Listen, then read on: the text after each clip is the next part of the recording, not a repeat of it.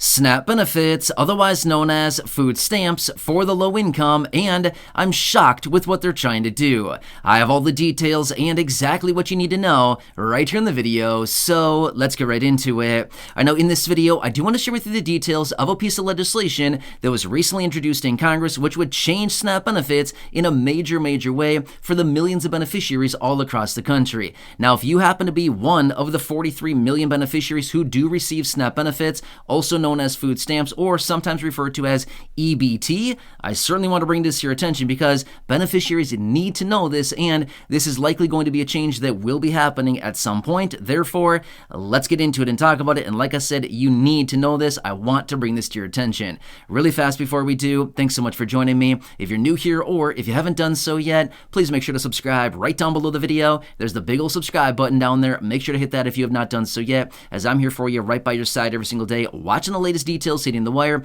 doing all the necessary research so that you don't need to, and breaking it all down into these short videos. So again, you can stay tuned with what is actually going on and anything popping up that may be impacting you, your money, your benefits, your lifestyle, your bank account, just like what we're going to be talking about right here in this video as well. So again, thanks for being here. Please subscribe down below if you haven't done so yet. I truly do appreciate your support. Also, feel free to share this video with your friends, family, social media, especially if you know somebody who is receiving SNAP benefits. All right, thanks so much. Let's get into it and talk about what these lawmakers are now trying to do, the piece of legislation that was recently introduced, and what this would mean for SNAP beneficiaries. All right, this is surprising. I'm not really sure what else to say about this, okay? This is a weird one. Let me start out by saying surveillance or maybe micromanagement or whatever you want to call it, things like this. Let me break down the details for you. So, when you go to the grocery store to do some shopping, do you enjoy somebody looking into your cart and, looking at everything you're buying and saying, hey, you can't buy that. Hey, you can't buy that today. Hey, you're not supposed to buy that. Stuff like this. Do you like when people do that? Or do you just feel like, hey, leave me alone. I'll buy whatever I want. Do you feel that way? Because I think a lot of people probably feel that way, right?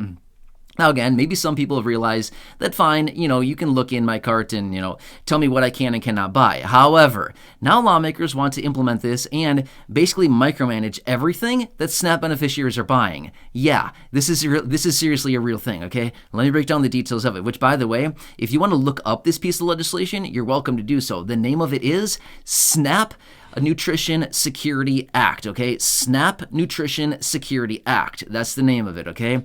All right, let me break down the details of this. So basically what they want to do is they want to have USDA, which by the way, USDA is like the government agency that like oversees the SNAP benefit program. Even though these benefits are administered on a state-by-state level, they are still federally funded. So it's a federally funded program through USDA, and it is state administered, okay? So kind of confusing, but there's a lot of programs like this. This is not like the only one. There's a lot of programs that are like this for the low income. So anyway, it's not just this one. It's not like some unique thing where this happens. But anyway, these are the details about this. So basically what they want to happen is they want all purchases of SNAP beneficiaries to be tracked, and then basically they would have limitations on what SNAP beneficiaries can buy, okay? Let me give you some examples. So like, wait, can I buy like a frozen pizza? Yeah, probably. Okay, I don't want to say for sure yes or no. We don't know how far-reaching these limitations are going to be, but I know this much. According to the details of this piece of legislation, here's what they want to do. They want to limit or basically eliminate the purchase of things like sugary drinks like pop, soda, stuff like that, candies, things like that. Basically, they want to limit the purchase of all that kind of stuff and sugary or salty foods, okay? Now, how they would draw the line on this and where they would actually identify as, yeah, you can buy that, or no, you can't buy that, I'm not really sure how they would do that. It would seem like a tedious process to go through all of the different food items out there and basically put a green check mark on something or a big red X and say, no, you can't buy that, but sure, you can buy this as well, right? Like, what constitutes drawing the line? For example, who loves some sugary cereal? I mean, let's be real for a second, right? You know the ones I'm talking about, right? All the cereals that you probably think, oh, the kids like this stuff. I'm not sure about you, but, I like that kind of stuff too, right? Let's just be real, okay? All the sugary cereals that are really, really good, who enjoys that kind of stuff, right? I think we all probably do to some degree, or maybe not, but I'm just saying, that's something that a lot of adults probably enjoy. But again, that could maybe be classified as possibly a sugary food, because here's the thing. it's covered in sugar. That's why it's so good, right? We love it, right? So as a result of that, would this possibly be one of those items that they constitute as a sugary meal or a sugary food? Possibly. I mean, realistically, it is a sugary food because it has tons of sugar in it. That's why it tastes so good. That's why we all want to eat it, right? But is this something that they would determine as you can't buy it with SNAP benefits? I don't know that, okay? That's why I'm saying to draw the line on all this stuff would be very difficult to do. But they want to eliminate the purchase of things like soft drinks, right? So like sugary drinks, pops, colas, sodas, whatever we call it. It's all essentially the same thing, right? But that's what they want to limit is some of those things, candy purchases, stuff like that. So again, I think it'd be a little bit interesting to see them try to move forward with this and see how are they actually going to micromanage us to determine what we can or cannot buy. And let's be real for a second as well.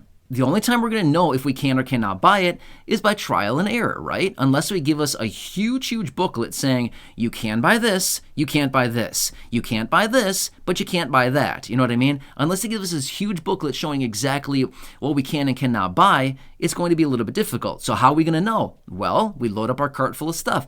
We go to the checkout counter and the cashier says, you can buy these 3 items, you can't buy these 2 items. You can buy this one, you can't buy this one. Let's be real. How embarrassing would that be? I think we'd all be pretty embarrassed, right? I'm not sure about you, but I know for me, my personality, the way that I am, I would be very embarrassed if that were my situation to say, I can't buy these 17 items, but I can buy these 24 items over here, or whatever it happens to be. You know what my point is, right?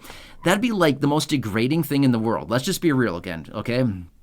I'm just saying this from my own personal opinion about this. If I were in that position, I would feel completely embarrassed and completely degraded right there in the checkout line, right?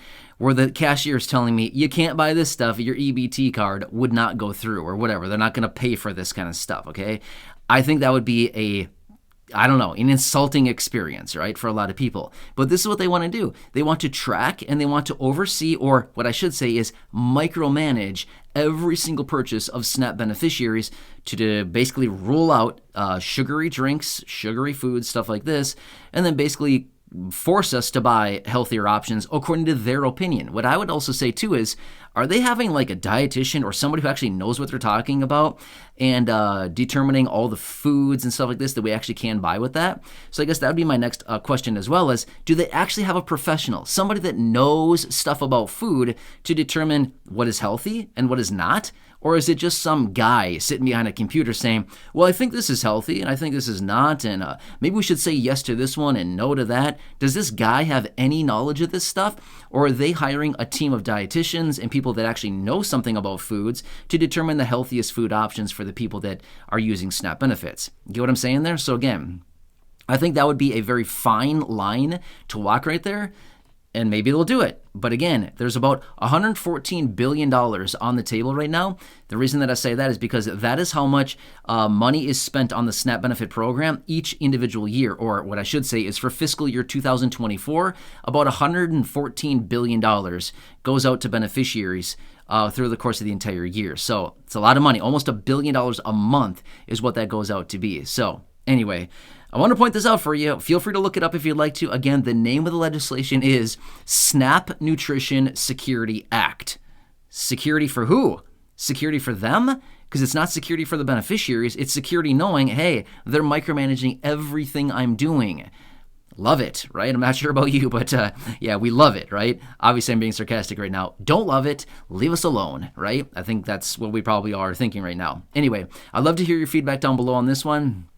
If you think it's a cool idea, if you think it's a great idea, if you think this is total garbage and they should throw it away and torch it immediately, I'd love to hear that as well. Either way, there's no right or wrong answer here. I'm just curious to hear what you have to say about this, but this is something that they're introducing, and again, we'll see about this. And again, I don't know about this. We'll see what happens, but I would not be shocked at some point if there is some type of restriction coming in to these benefits to actually limit what beneficiaries can buy, okay? And there's a lot of things. You can buy almost anything with SNAP benefits, with the exception of things like paper products and hot meals, which actually you can buy hot meals in some exceptions now, whereas a couple years ago you couldn't do that, right?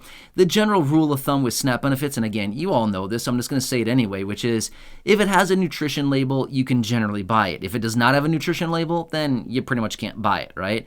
Now again, that's just a very general rule of thumb.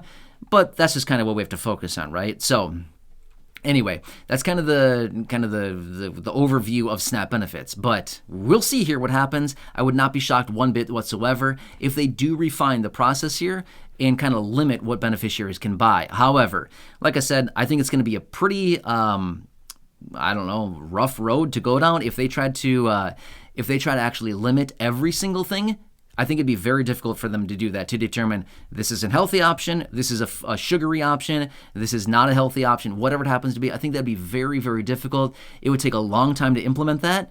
And let's be real, how often are new foods hitting the market on a regular basis? Pretty often, right? So that means it would have to have constant oversight, constant reform. They would constantly need to be updating this. And how many times would they accidentally put, or what I should say is not accidentally, how many times would they put foods that we would think are probably not sugary options or like not a big deal, probably in the category where we have no idea anymore, right? It'd come down to the point where we're like, okay, can we even buy apples anymore? Because let's be real, apples have a lot of natural sugars in them. Are they going to limit that too? You never know, right? So we'll just have to see what happens here. Anyway, I'd love to hear your feedback down below if you haven't done so.